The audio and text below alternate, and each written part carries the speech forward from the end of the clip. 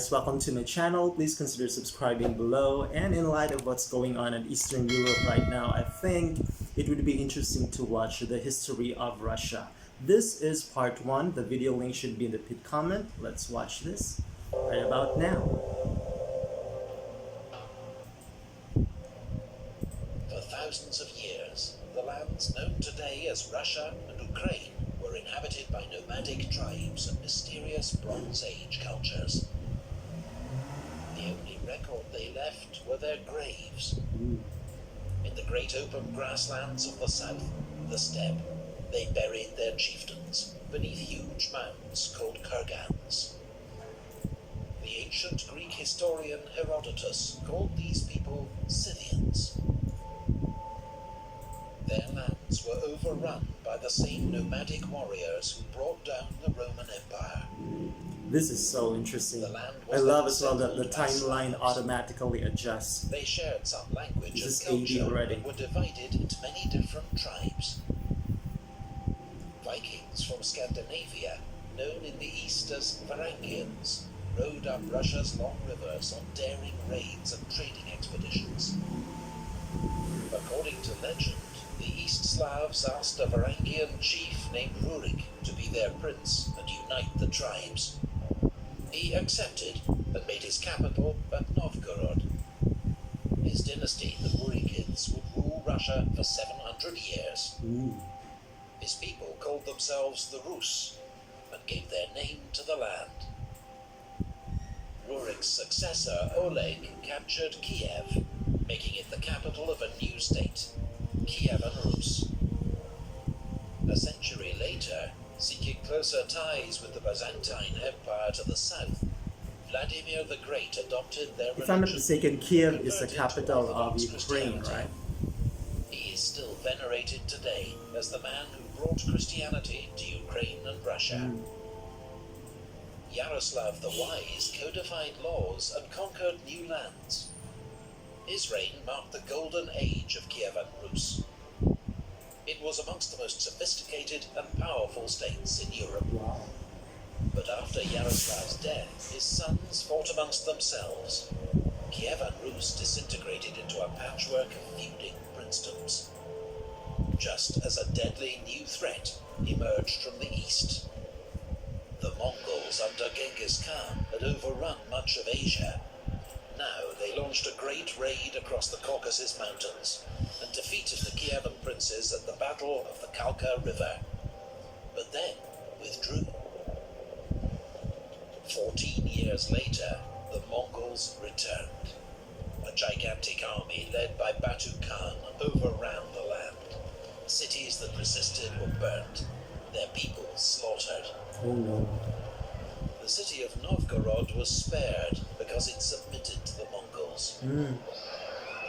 Its prince, Alexander Nevsky, then saved the city again, defeating the Teutonic Knights at the Battle of the Ice, fought above a frozen lake. He remains one of Russia's most revered heroes. The Mongols ruled the land as conquerors. Their new empire was called the Golden Horde, ruled by a Khan from his new capital at Sarai. The Rus princes were his vassals. They were forced to pay tribute or suffer devastating reprisal raids. I guess that's why it's Russia, because it's coming from the words derived from the word Rus. They called their oppressors Tatars. They lived under the Tatar yoke. Alexander Nevsky's son, Daniel, founded the Grand Principality of Moscow, which quickly grew in power. Under the great Uzbek Khan, the Tatars converted to Islam. A rising power, the Grand Duchy of Lithuania defeated the Tatars at the Battle of Blue Waters and conquered Kiev. 18 years later, Dmitry Donskoy, Grand Prince of Moscow, also defeated the Tatars at the Great Battle of Kulikova Field.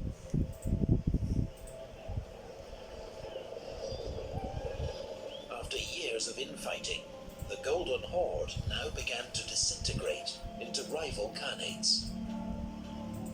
Constantinople, capital and last outpost of the once great Byzantine Empire, fell to the Turkish Ottoman Empire. Some hailed Moscow as the Third Rome, the seat of Orthodox Christian faith. Wow. Now Rome and Constantinople had fallen. Meanwhile, the Grand Princes of Moscow continued to expand their power, annexing Novgorod and forging the first Russian state. At the Ugra River, Ivan III of Moscow faced down the Tatar army and forced it to retreat. Russia had finally cast off the Tatar yoke. Under Grand Prince Vasily III, Moscow continued to grow in size and power. His son, Ivan IV, was crowned the first Tsar of Russia. He would be remembered as Ivan the Terrible. Yep, I'm quite familiar with that Ivan name. conquered Tatar lands in Kazan and Astrakhan, but was defeated in the Livonian War by Sweden and the Polish-Lithuanian Commonwealth. Ivan's modernizing reforms gave way to a reign of terror and mass executions, fueled by his violent paranoia. Russia was still vulnerable. Raiders from the Crimean Khanate were able to burn Moscow itself. Ooh. But the next year, Russian forces routed the Tatars of Molody, just south of the city. Cossacks now lived on the open steppe, a lawless region between three warring states. They were skilled horsemen who lived freely and were often recruited by Russia and Poland to fight as mercenaries. Ivan the Terrible's own son, the Tsarevich, fell victim to one of his father's violent rages, bludgeoned to death with the royal scepter. The Cossack killed his own son? adventurer Yermak Timofeyevich led the Russian conquest of Siberia, defeating Tatars and subjugating indigenous tribes. In the north, Arkhangelsk was founded, for the time being Russia's only seaport linking it to Western Europe, though it was icebound in winter. Ivan the Terrible was succeeded by his son, Fyodor I, who died childless. It was the end of the Rurikin dynasty. Ivan's advisor, Boris Godunov, became Tsar. But after his sudden death, his widow and teenage son were brutally murdered, Oh no. and the throne seized by an impostor claiming to be Ivan the Terrible's son. But that son is already dead. Was soon murdered. Russia slid into anarchy, the so-called Time of Troubles. Rebels and foreign armies laid waste to the land, and the population was decimated by famine and plague. Polish troops occupied Moscow. Swedish troops seized Novgorod. The Russian state seemed on the verge of extinction. To be continued. That was so interesting. It basically sounds like a movie, and it's so interesting because I just realized that I think Russia is the only country to have parts at Asia and also Europe. But I'm going to continue to part 2. And yeah, thank you so much for watching until the end, guys. I'll see you on my next upload. Bye.